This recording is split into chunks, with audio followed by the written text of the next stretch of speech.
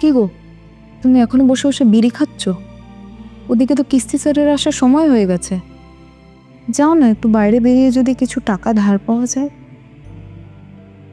তোমার কথা শুনলে না আমার মাঝে মাঝে বড্ড হাসি পায়।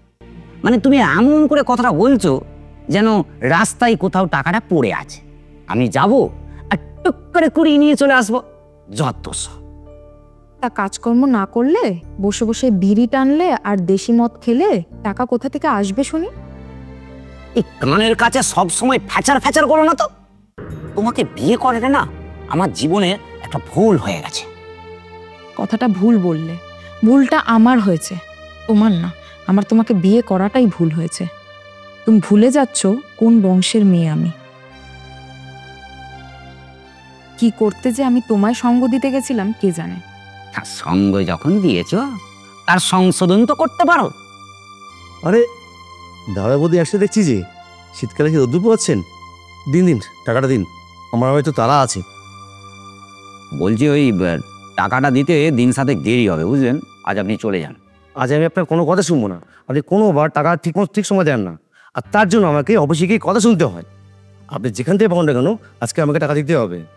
এই হচ্ছে আপনাদের মানে এই লোনের স্যারেদের না এক বড় মুদ্রা দোষ। বলছি এরে গরু, বলছে না দুধ দিতে হবে। বলছি ঘরে টাকা নেই, না টাকা দিতে হবে। তা টাকাটা কোথা থেকে দেবো শুনি? দেখুন দাদা, আমি কিন্তু আপনার সাথে ভদ্রভাবে কথা বলছি, আর আপনি আমার সাথে অভদ্রভাবে কথা বলছেন। আপনি লোনের টাকা কোথা থেকে দেবেন না না দেবেন সেটা লোনের সময় আগে মারা উচিত ছিল। আপনাদেরও ভাবা উচিত ছিল ওই লোন দেওয়ার সময় যে মানুষের সুবিধা অসুবিধা বলে একটা কোনো জিনিস থাকতে পারে। আর আপনি এই আসলে তো প্রত্যেকবারই দেখাচ্ছেন। স্যার বলছিলাম, চেঁচামেচি করে তো কোনো লাভ হবে না। আমাদের এমনি একটু সমস্যায় যাচ্ছে কাজকর্মে। আপনি 1 সপ্তাহ পরে আসুন, আপনার টাকাটা আপনি ঠিক পেয়ে যাবেন। আমি চলে যাচ্ছি, কিন্তু 1 সপ্তাহ পর কিন্তু আমি আবার আসবো। তবে হ্যাঁ, সেদিনই কিন্তু আমাকে পুরো টাকাটাই দিতে হবে। আর তবে যদি সেদিনকে না দিতে পারেন, আমি কিন্তু অফিসে বসকে পাঠাতে বাধ্য হব।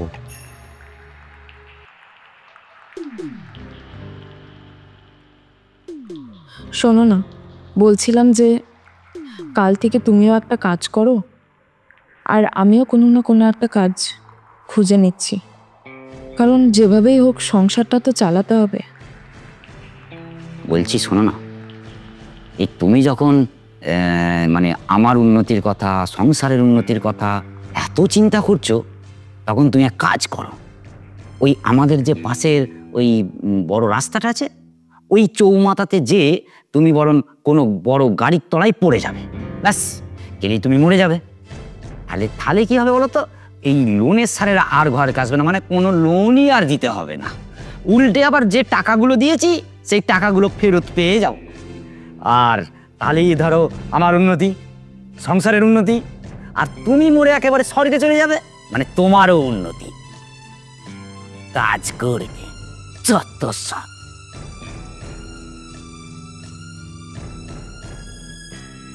হে ভগবান, আমি এখন কি করব? না পারছি দাদার কাছে ফিরে যেতে, আর না পারছি সংসারটা ঠিক করে করতে। আমি সত্যি আর পারছি না, আমি পেরে উঠছি না।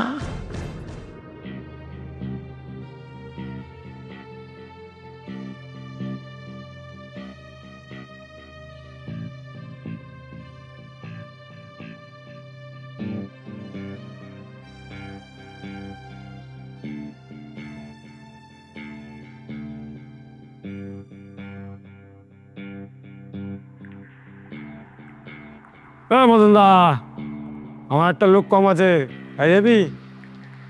তা তোর লোক কম আছে বলে কি শালা আমায় দেখে কাজের লোক মনে হচ্ছে? হ্যাঁ, দেখছিস আমি এখন বসে বসে এনজয় করছি, আর সে সময় কাজে যাবি আচ্ছা।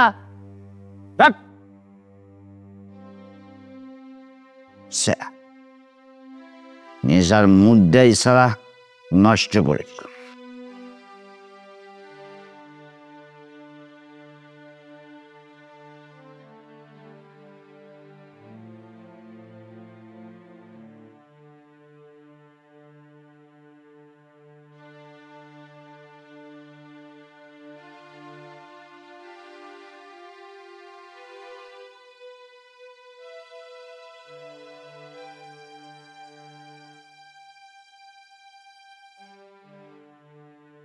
মদন দা, তোর বাইরে গিয়েছিলাম, তুই একজনকে কাজের কথা বলেছিলি, সে তোকে নিয়ে যেতে বললো, যাবি কাজে? তোদের না এই কথা বলার কোনো সময় জ্ঞান নেই।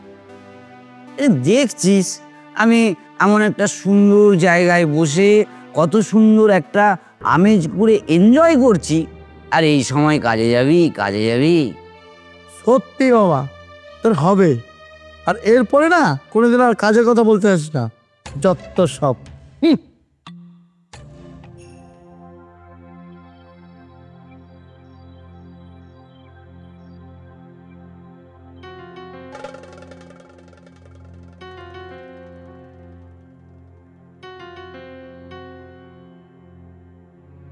ঠিক এই কারণেই তোকে আমি বলেছিলাম যে তুই ওকে বিয়ে করিস না, করিস না। এ কি দাদা আপনি? চুপ, একদম চুপ।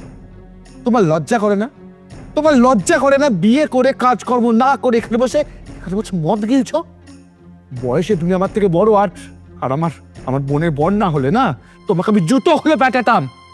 না মানে দাদা আমি মাতাল, তুমি একটা মাতাল।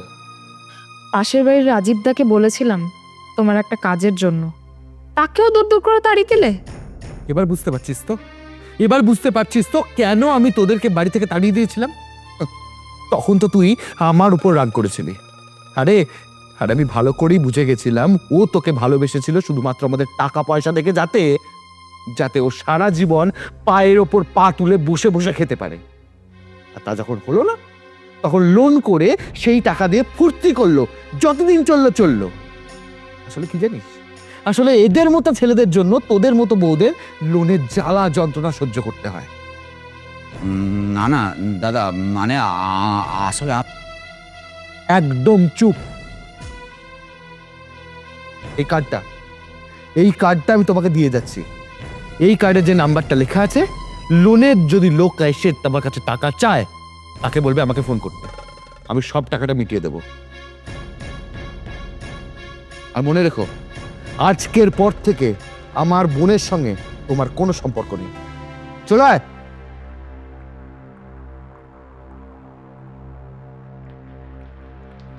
এটা কি হলো? আমি কি করলাম? ভুল করেছি আমি। সুপর্ণাকে ঠকিয়েছি, নিজেকে ঠকিয়েছি, কিন্তু এখন আমি কি করব? এখন কি করব আমি?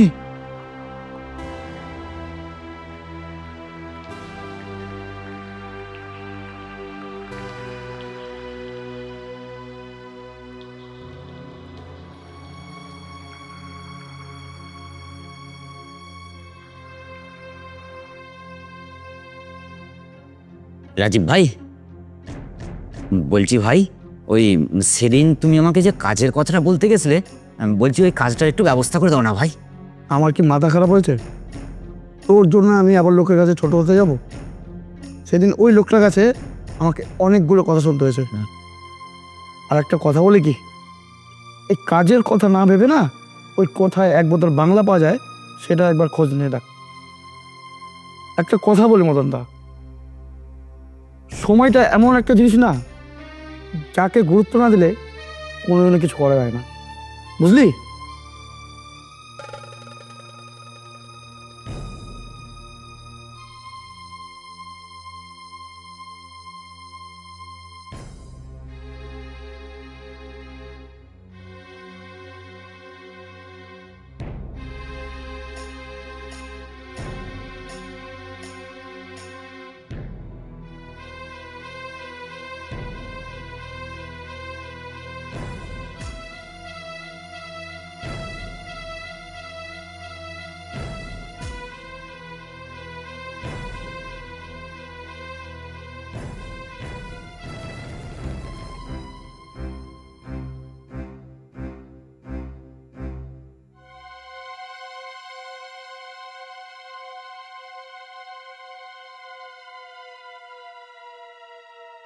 আসুন ও দাদা, আর এদিকে আসুন, দেখুন ভালো ভালো শাড়ি, ভালো ভালো কম্বল, মাত্র 250 টাকা করে।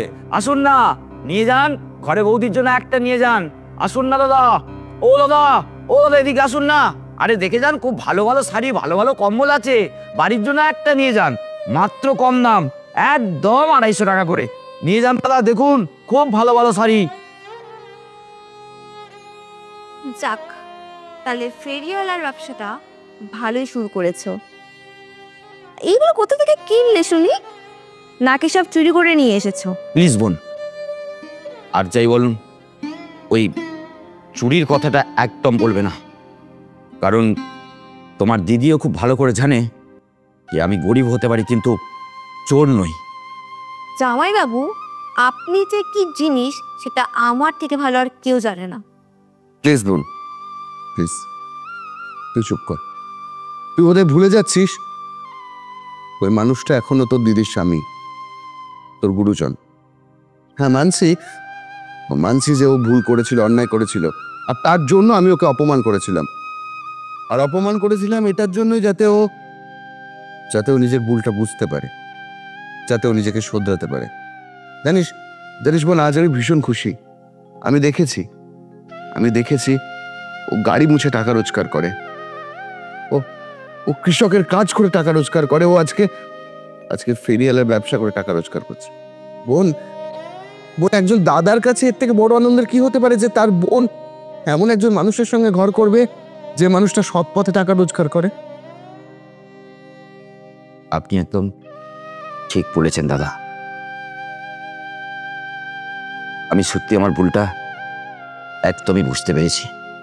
আমি কোনোদিন ভেবে দেখিনি যে এই সৎভাবে পরিশ্রম করে টাকা রোজগার করার কি আনন্দ। তাই আমি আপনাকে কথা দিচ্ছি, তোমাকেও কথা দিচ্ছি, তুমি দেখে নিও আমার জন্য আর তোমার দিদিকে কোনোদিন কষ্ট পেতে হবে না। হ্যাঁ দাদা, আপনি দেখবেন আর কোনোদিন আমার জন্য পেতে হবে না আপনার বোনকে ওই লোনের জ্বালা।